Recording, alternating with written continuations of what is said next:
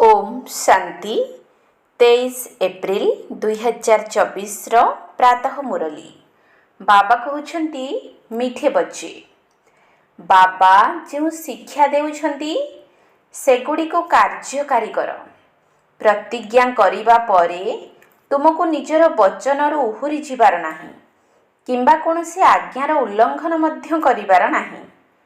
बाबा जो शिक्षा देउछंती सेगुड़ी को कार्यकारी कर प्रतिज्ञा करिबा परे तुमको निजर वचन उहुरी जिबार नाही किंबा कौनसी आज्ञार उल्लंघन मध्य करिबार नाही।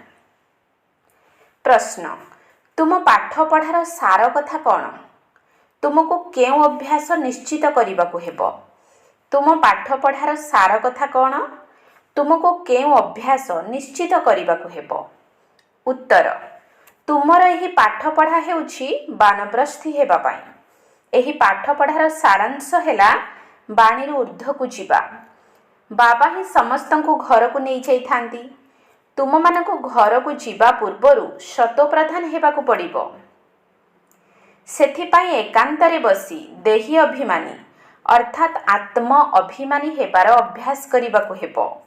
अशरीरी हेबार अभ्यास ही आत्मा को शतप्रधान करि देबो।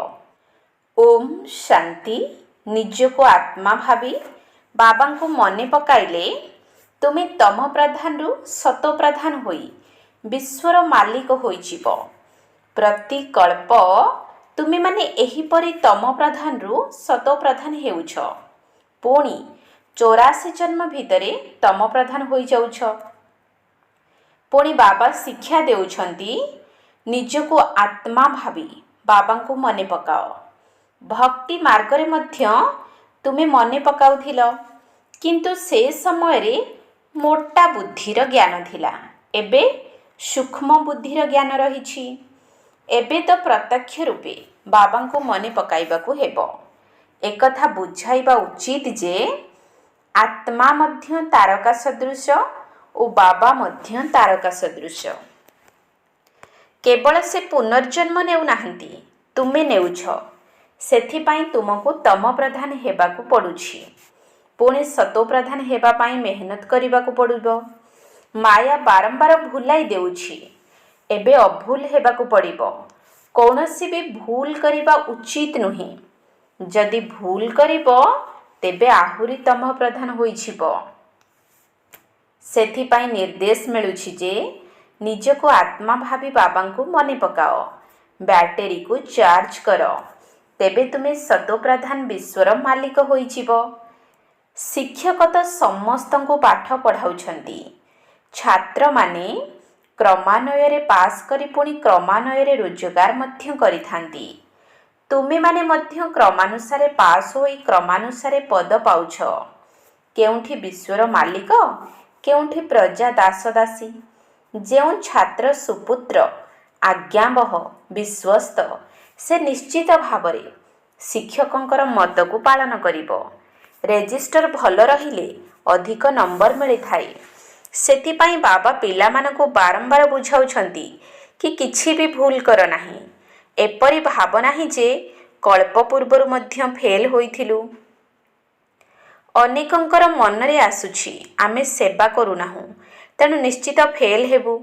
बाबा सावधान करि देउछंती तुमे माने सत्य जुगी शतो प्रधान रु कलिजुगी तमः प्रधान होइछ। पुणी विश्वर इतिहास भूगोलर पुनरावृत्ति हेबो। शतो प्रधान हेबा पाई बाबा बहुत सहज रास्ता बताउछंती। मोते मने पकाइले विकर्म विनाश होई जिवो। तुमे निरंतर निजर उन्नति करी करी शतो प्रधान होई जिवो। धीरे धीरे उन्नति हेउछि तेणु बाबा को भूल नाही किंतु माया भुलाई देउछि। आदेश अमान्य कराई देउछि। बाबा जहा निर्देश देउछंती ताकु बुझुछंती प्रतिज्ञा मध्य करूछंती किंतु ताकु कार्यकारी करू नाहंती। तेणु बाबा कहउछंती आज्ञा को उल्लंघन करी निज वचन रो उहुरी जाउछंती। सेथिपाई बाबांक निकटरे प्रतिज्ञा करी ताकु कार्यकारी करा जाए। बेहद्र बाबांक परी अन्य केही शिक्षा देई परिबे नाही। परिवर्तन मध्य निश्चित हेबो। ଏହି ଚିତ୍ର କେତେ ସୁନ୍ଦର। ଏବେ ବ୍ରହ୍ମାବଂଶୀ ଅଛ, ପୁଣି ବିଷ୍ଣୁବଂଶୀ ହୋଇଯିବ। ଏହା ହେଉଛି ନୂଆ ଈଶ୍ୱରୀୟ ଭାଷା। ଏହାକୁ ମଧ୍ୟ ବୁଝିବାକୁ ହେବ। ଏହିଭଳି ଆତ୍ମିକ ଜ୍ଞାନ କେହି ଦେଉନାହାନ୍ତି। ଏପରି ଗୋଟିଏ ସଂସ୍ଥା ସ୍ଥାପିତ ହୋଇଛି ଯାହାର ନାମ ରୁହାନୀ ସଂସ୍ଥା ରଖିଛନ୍ତି। କିନ୍ତୁ ରୁହାନୀ ସଂସ୍ଥା ତୁମ ବିନା ଅନ୍ୟ କାହାର ହୋଇପାରିବ ନାହିଁ। ବହୁତ ଇମିଟେସନ୍ ବା ନକଲି ହୋଇଯାଉଛନ୍ତି। ଏହା ସମ୍ପୂର୍ଣ୍ଣ ନୂଆ କଥା। ତେଣୁ ତୁମର ସଂଖ୍ୟା ବହୁତ କମ୍। ଆଉ କେହି ଏକଥା ବୁଝିପାରିବେ ନାହିଁ। ସମଗ୍ର ବୃକ୍ଷ ଏବେ ଠିଆ ହୋଇଛି, ବାକି ଗଣ୍ଡି ନାହିଁ, କେବଳ ମୂଳ ଠିଆ ହୋଇଛି। ପୁଣି କୌଣସି ଶାଖା ପ୍ରଶାଖା ରହିବ ନାହିଁ, ସବୁ ଶେଷ ହୋଇଯିବ। ବେହଦ୍ର ବାବା ହିଁ ଏହି ବେହଦ୍ର ଜ୍ଞାନ ଦେଉଛନ୍ତି। ବର୍ତ୍ତମାନ ସାରା ଦୁନିଆରେ ରାବଣ ରାଜ୍ୟ ଚାଲିଛି। ଏହି ଦୁନିଆ ହିଁ ଲଙ୍କା ଅଟେ। ସେ ଲଙ୍କା ଅର୍ଥାତ୍ ଶ୍ରୀଲଙ୍କା ତ ସମୁଦ୍ର ଆରପାରିରେ ରହିଛି, କିନ୍ତୁ ଏହି ସ୍ଥୂଳ ଦୁନିଆ ତ ସମୁଦ୍ରରେ ଅଛି। ଏହାର ଚତୁର୍ଦିଗରେ ପାଣି ରହିଛି।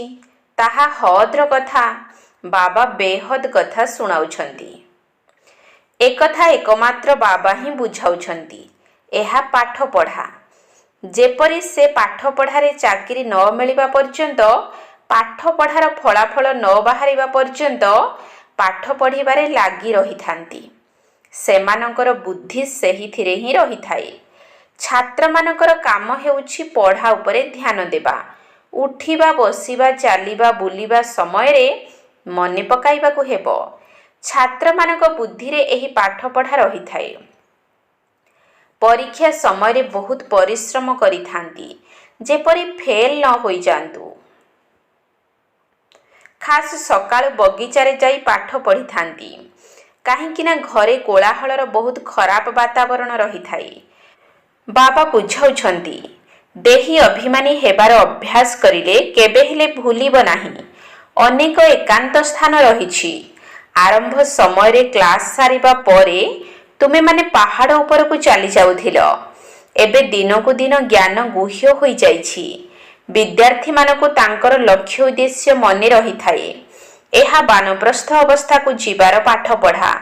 ଯେଉଁ ପାଠପଢ଼ା ବାବାଙ୍କ ବ୍ୟତୀତ ଆଉ କେହି ବି ପଢ଼ାଇ ପାରିବେ ନାହିଁ। ସାଧୁ ସନ୍ଥ ଆଦି ସମସ୍ତେ ଭକ୍ତି ହିଁ ଶିଖାଉଛନ୍ତି। ବାଣୀରୁ ଊର୍ଦ୍ଧ୍ୱକୁ ଯିବାର ରାସ୍ତା ଏକମାତ୍ର ବାବା ହିଁ ବତାଉଛନ୍ତି। କେବଳ ବାବା ହିଁ ସମସ୍ତଙ୍କୁ ପରମଧାମ ଘରକୁ ନେଇଯାଇଥାନ୍ତି। ବର୍ତ୍ତମାନ ତୁମର ହେଉଛି ବେହଦ୍ର ବାନପ୍ରସ୍ଥ ଅବସ୍ଥା, ଯାହାକୁ କେହି ବି ଜାଣିନାହାନ୍ତି। ବାବା କହୁଛନ୍ତି, ପିଲାମାନେ, ତୁମେ ସମସ୍ତେ ହେଉଛ ବାନପ୍ରସ୍ଥୀ। ଏବେ ସମଗ୍ର ଦୁନିଆର ମଧ୍ୟ ବାନପ୍ରସ୍ଥ ଅବସ୍ଥା ଅଟେ। କେହି ପଢ଼ନ୍ତୁ ବା ନ ପଢ଼ନ୍ତୁ, ସମସ୍ତଙ୍କୁ ଘରକୁ ଯିବାକୁ ହେବ। ଯେଉଁ ଆତ୍ମାମାନେ ମୂଳ ଲୋକକୁ ଯିବେ, ସେମାନେ ନିଜ ନିଜର ବିଭାଗକୁ ଚାଲିଯିବେ। ଆତ୍ମାମାନଙ୍କର ବୃକ୍ଷ ମଧ୍ୟ ବହୁତ ଆଶ୍ଚର୍ଯ୍ୟଜନକ ତିଆରି ହୋଇଛି। ସମଗ୍ର ଡ୍ରାମାର ଚକ୍ର ଏକଦମ ସଠିକ ରୂପେ ତିଆରି ହୋଇଛି। ଏଥିରେ ଟିକିଏ ବି ଫରକ ହୋଇପାରିବ ନାହିଁ। ଲିଭର ଓ ସିଲିଣ୍ଡର ଘଡ଼ି ରହିଛି। ଲିଭର ଘଡ଼ି ବିଲକୁଲ ସଠିକ ରହେ। ଏଥିରେ ମଧ୍ୟ କେତେ ଜଣଙ୍କ ବୁଦ୍ଧି ଲିଭର ଭଳି ଅର୍ଥାତ୍ ସଠିକ ରହୁଛି। କାହାର ପୁଣି ସିଲିଣ୍ଡର ଅର୍ଥାତ୍ ଅଳ୍ପ ରହୁଛି। କାହାର ବିଲକୁଲ ବୁଦ୍ଧି ଯୋଗ ଲାଗୁନାହିଁ। ଘଡ଼ି ଯେମିତିକି ଚାଲୁନାହିଁ। ତୁମକୁ ସମ୍ପୂର୍ଣ୍ଣ ଲିଭର ଘଡ଼ି ଅର୍ଥାତ୍ ପୂର୍ଣ୍ଣ ରୂପେ ସଠିକ ହେବାକୁ ପଡ଼ିବ। ତେବେ ରାଜତ୍ୱ ମିଳିବ। ସିଲିଣ୍ଡର ପ୍ରଜାରେ ଆସିବେ। ଲିଭର ହେବା ପାଇଁ ପୁରୁଷାର୍ଥ କରିବାକୁ ପଡ଼ିବ। କୁହାଯାଏ, କୋଟିକରେ କେହି ଜଣେ ହିଁ ରାଜପଦ ପାଇବେ। ସେମାନେ ହିଁ ବିଜୟମାଳାରେ ଗୁନ୍ଥା ହେବେ। ପିଲାମାନେ ଜାଣିଛନ୍ତି, ଏଥିରେ ବାସ୍ତବରେ ବହୁତ ମେହନତ ରହିଛି। କହୁଛନ୍ତି ବାରମ୍ବାର ଭୁଲି ଯାଉଛୁ। ବାବା ବୁଝାଉଛନ୍ତି, ପିଲାମାନେ, ଯେତେ ପହିଲମାନ ହେବ, ମାୟା ମଧ୍ୟ ସେତେ ଜବରଦସ୍ତ ଲଢ଼େଇ କରିବ। ମଲ୍ଲଯୁଦ୍ଧ ହୋଇଥାଏ ନା, ସେଥିରେ ବହୁତ ଧ୍ୟାନ ରଖିବାକୁ ପଡ଼ିଥାଏ। ପହିଲମାନଙ୍କୁ ପହିଲମାନ ଜାଣିଥାନ୍ତି। ଏଠାରେ ମଧ୍ୟ ସେହିପରି ଅଟନ୍ତି। ମହାବୀର ସନ୍ତାନମାନେ ମଧ୍ୟ ଅଛନ୍ତି। ସେମାନଙ୍କ ଭିତରେ ମଧ୍ୟ କ୍ରମାନ୍ୱୟରେ ରହିଛନ୍ତି। ଭଲ ଭଲ ମହାରଥୀମାନଙ୍କ ପାଇଁ ମାୟା ମଧ୍ୟ ଭଲ ଭାବରେ ତୋଫାନ ଆଣିଥାଏ। ବାବା ବୁଝାଉଛନ୍ତି, ମାୟା ଯେତେ ହଇରାଣ କରୁ, ତୋଫାନ ଆଣୁ, ତୁମେମାନେ ଖବରଦାର ରୁହ, କୌଣସି କଥାରେ ହାରିଯାଅ ନାହିଁ। ଯଦିଓ ମନରେ ତୋଫାନ ଆସୁଛି, କିନ୍ତୁ କର୍ମେନ୍ଦ୍ରିୟ ଦ୍ୱାରା କିଛି କର ନାହିଁ। ତୋଫାନ ନିମ୍ନଗାମୀ କରାଇବା ପାଇଁ ଆସିଥାଏ। ଯଦି ମାୟା ସହିତ ଲଢ଼େଇ ନ ହେବ, ତେବେ ତୁମକୁ ପହିଲମାନ କିପରି କୁହାଯିବ? ମାୟାର ତୋଫାନ ବିଷୟରେ ଚିନ୍ତା କରିବା ଉଚିତ ନୁହେଁ, କିନ୍ତୁ ଚାଲୁ ଚାଲୁ କର୍ମେନ୍ଦ୍ରିୟର ବଶବର୍ତ୍ତୀ ହୋଇ ତୁରନ୍ତ ତଳକୁ ଖସି ଯାଉଛନ୍ତି। ସେଥିପାଇଁ ବାବା ପ୍ରତିଦିନ ବୁଝାଉଛନ୍ତି, କର୍ମେନ୍ଦ୍ରିୟ ଦ୍ୱାରା ବିକର୍ମ କର ନାହିଁ। ବେନିୟମ କାର୍ଯ୍ୟ କରିବା ନ ଛାଡ଼ିଲେ କଣା ପଇସାର ପଦ ପାଇବ। ନିଜେ ମଧ୍ୟ ବୁଝୁଛନ୍ତି ଯେ ଆମେ ଫେଲ୍ ହୋଇଯିବୁ, ସମସ୍ତଙ୍କୁ ତ ଯିବାକୁ ହେବ। ବାବା କହୁଛନ୍ତି, ଯଦି ମୋତେ ୟାଦ କରିବ, ସେହି ୟାଦର ସ୍ମୃତି କେବେ ବି ବିନାଶ ହେବ ନାହିଁ। କମ୍ ମନେ ପକାଇଲେ ମଧ୍ୟ ସ୍ୱର୍ଗକୁ ଆସିଯିବ। ଅଳ୍ପ ଯୋଗ କରିବା ଏବଂ ପୁରା ଯୋଗଯୁକ୍ତ ହୋଇ ରହିବା ଦ୍ୱାରା କ'ଣ କ'ଣ ପଦ ମିଳିବ, ଏକଥା ମଧ୍ୟ ତୁମେମାନେ ଜାଣିଛ। କେହି ଲୁଚି ପାରିବେ ନାହିଁ। କିଏ ସବୁ କ'ଣ କ'ଣ ହେବେ, ସେ କଥା ନିଜେ ମଧ୍ୟ ବୁଝିପାରିବେ। ଯଦି ଏବେ ଆମର ହୃଦଘାତ ହୋଇଯାଏ, ତେବେ କେଉଁ ପଦ ପାଇବୁ? ବାବାଙ୍କୁ ମଧ୍ୟ ପଚାରିପାର। ଆଗକୁ ଗଲେ ସ୍ୱତଃ ବୁଝିଯିବ। ବିନାଶ ସମ୍ମୁଖରେ ଉପସ୍ଥିତ। ତୋଫାନ, ବର୍ଷା, ପ୍ରାକୃତିକ ବିପର୍ଯ୍ୟୟ ପୂର୍ବରୁ ଜଣାଇ ଆସିବ ନାହିଁ। ରାବଣ ତ ବସିଛି। ଏହା ବହୁତ ବଡ଼ ପରୀକ୍ଷା। ଯେଉଁମାନେ ପାସ୍ ହେବେ, ସେହିମାନେ ହିଁ ଉଚ୍ଚ ପଦ ପାଇବେ। ରାଜାମାନେ ବୁଦ୍ଧିମାନ ହେଲେ ଯାଇ ପ୍ରଜାମାନଙ୍କୁ ଭଲ ଭାବରେ ପାଳନା ଦେଇପାରିବେ। ICS ପରୀକ୍ଷାରେ କମ୍ ପାସ୍ ହୋଇଥାନ୍ତି। ବାବା ତୁମକୁ ପାଠ ପଢ଼ାଇ ସ୍ୱର୍ଗର ମାଲିକ ସତୋପ୍ରଧାନ କରୁଛନ୍ତି। ତୁମେମାନେ ଜାଣିଛ ସତୋପ୍ରଧାନରୁ ପୁଣି ତମ ପ୍ରଧାନ ହୋଇଛ। ଏବେ ବାବାଙ୍କ ୟାଦ ଦ୍ୱାରା ସତୋପ୍ରଧାନ ହେବାକୁ ପଡ଼ିବ। ସେଥିପାଇଁ ପତିତ ପାବନ ବାବାଙ୍କୁ ମନେ ପକାଇବାକୁ ହେବ। ବାବା କହୁଛନ୍ତି, ମନ୍ମନା ଭବ। ଏହା ସେହି ଗୀତାର ଅଧ୍ୟାୟ। ଗୀତା ଦ୍ୱିମୁକୁଟ ପ୍ରାପ୍ତ କରାଉଛି। ତାହା ମଧ୍ୟ ବାବା ହିଁ କରାଉଛନ୍ତି। ତୁମମାନଙ୍କ ବୁଦ୍ଧିରେ ସମସ୍ତ ଜ୍ଞାନ ରହିଛି। ଯିଏ ଭଲ ବୁଦ୍ଧିମାନ, ତାଙ୍କର ଧାରଣା ମଧ୍ୟ ଭଲ ହୋଇଥାଏ। ଆଚ୍ଛା, ରାତ୍ରି କ୍ଲାସ 15/1/69। ତୁମେ ପିଲାମାନେ କ୍ଲାସରେ ବସିଛ ଏବଂ ଜାଣିଛ ଯେ ଆମର ଶିକ୍ଷକ କିଏ। ବର୍ତ୍ତମାନ ଏହି ସ୍ମୃତି, ଆମର ଶିକ୍ଷକ କିଏ। ବିଦ୍ୟାର୍ଥୀମାନଙ୍କର ସାରା ସମୟ ମନେ ରହିଥାଏ, ଏଠାରେ ଭୁଲି ଯାଉଛନ୍ତି। ଶିକ୍ଷକ ଜାଣିଛନ୍ତି ପିଲାମାନେ ମୋତେ ଘଡ଼ି ଘଡ଼ି ଭୁଲି ଯାଉଛନ୍ତି। ଏପରି ବାବା କେବେ ମିଳିନାହାନ୍ତି। କେବଳ ସଙ୍ଗମ ଯୁଗରେ ହିଁ ମିଳୁଛନ୍ତି। ସତ୍ୟ ଯୁଗରୁ କଳିଯୁଗ ପର୍ଯ୍ୟନ୍ତ ଶାରୀରିକ ପିତା ମିଳୁଛନ୍ତି। ବାବା ଏହି କଥା ମନେ ପକାଇ ଦେଉଛନ୍ତି, ଯେପରି ପିଲାମାନଙ୍କର ପକ୍କା ସ୍ମୃତିରେ ରହିଯାଉ ଯେ ଏହା ହେଉଛି ସଙ୍ଗମ ଯୁଗ, ଯେଉଁ ସମୟରେ ଆମେ ପୁରୁଷୋତ୍ତମ ହେବାକୁ ଯାଉଛୁ। ତେଣୁ ବାବାଙ୍କୁ ମନେ ପକାଇବା ଦ୍ୱାରା 3 ଜଣ ମନେ ପଡ଼ିବା ଉଚିତ। ଶିକ୍ଷକଙ୍କୁ ମନେ ପକାଅ ବା ଗୁରୁଙ୍କୁ ମନେ ପକାଅ, 3 ଜଣ ମନେ ପଡ଼ିଯିବା ଦରକାର। ଏହା ନିଶ୍ଚିନ୍ତ ୟାଦ କରିବାକୁ ହେବ। ମୁଖ୍ୟ କଥା ହେଉଛି ପବିତ୍ର ହେବା। ପବିତ୍ରକୁ ସତୋପ୍ରଧାନ କୁହାଯାଏ। ସେମାନେ ସତ୍ୟ ଯୁଗରେ ରହିବେ। ଏବେ ଚକ୍ର ଲଗାଇ ଆସିଛ। ବର୍ତ୍ତମାନ ସଙ୍ଗମ ଯୁଗ। କଳ୍ପକଳ୍ପ ବାବା ଆସି ପାଠ ପଢ଼ାଉଛନ୍ତି। ବାବାଙ୍କ ପାଖରେ ତୁମେମାନେ ରହୁଛ ନା? ଏକଥା ମଧ୍ୟ ତୁମେମାନେ ଜାଣିଛ ଯେ ଇଏ ସତ୍ୟ ସଦ୍ଗୁରୁ ଅଟନ୍ତି, ଯିଏକି ମୁକ୍ତି ଓ ଜୀବନ ମୁକ୍ତି ଧାମର ରାସ୍ତା ବତାଉଛନ୍ତି। ଡ୍ରାମାର ପ୍ଲାନ୍ ଅନୁସାରେ ଆମେ ପୁରୁଷାର୍ଥ କରି ବାବାଙ୍କୁ ଅନୁସରଣ କରୁଛୁ। ଏଠାରେ ଶିକ୍ଷା ପାଇ ଅନୁସରଣ କରୁଛନ୍ତି। ଯେପରି ଇଏ ଶିଖୁଛନ୍ତି, ସେହିପରି ତୁମେ ମଧ୍ୟ ପୁରୁଷାର୍ଥ କରୁଛ। ଦେବତା ହେବାକୁ ହେଲେ ଶୁଦ୍ଧ କର୍ମ କରିବାକୁ ପଡ଼ିବ। କୌଣସି ପ୍ରକାରର ମଇଳା ନ ରହୁ। ସବୁଠାରୁ ଖାସ୍ କଥା ହେଉଛି ବାବାଙ୍କୁ ମନେ ପକାଇବା। ଏକଥା ମଧ୍ୟ ଜାଣୁଛନ୍ତି ଯେ आमे शिक्षा को भूली जाइछु एवं जोगर यात्रा को मध्य भूली जाउछु। बाबा को भूलिबा द्वारा ज्ञान मध्य भूली होइजिबो।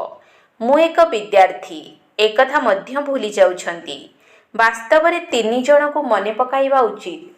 बाबा को मने पकाइले शिक्षक सतगुरु निश्चय मने पड़िबे। शिव बाबा को तो मने पकाउछंती किंतु ता सहित दैवी गुण मध्य आवश्यक। बाबा स्मृति रे ही करामती रहिछि। जेतिकी करामती बाबा पिला मानको सिखाउछंती सेतिकी अन्य केही सिखाई परिबे नाही। आमे एही जन्मरे तम प्रधान सतो प्रधान हेउछु। तम प्रधान हेबारे पूरा कल्प लागुछि किंतु एबे एही गोटिए जन्मरे ही आमको सतो प्रधान हेबाकू पड़िबो। एथिरे जिए निज पाई जेतिकी मेहनत करिबो सारा दुनिया तो मेहनत करू नाही। अन्य धर्मावलंबी माने तो मेहनत करिवे नाही। पिला माने साक्षात्कार करिछंती। धर्मस्थापक माने आसुछंती। अमुक अमुक पोशाक धारण करी अभिनय करुछंती। तम प्रधान समय रे सेमाने आसुछंती।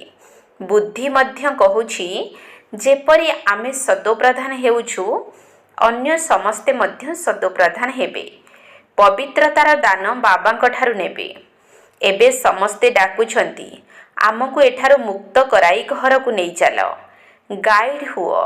ड्रामा प्लान अनुसार समस्त को घर को जीवाकू हेबो। अनेक थर घर को जाइछ।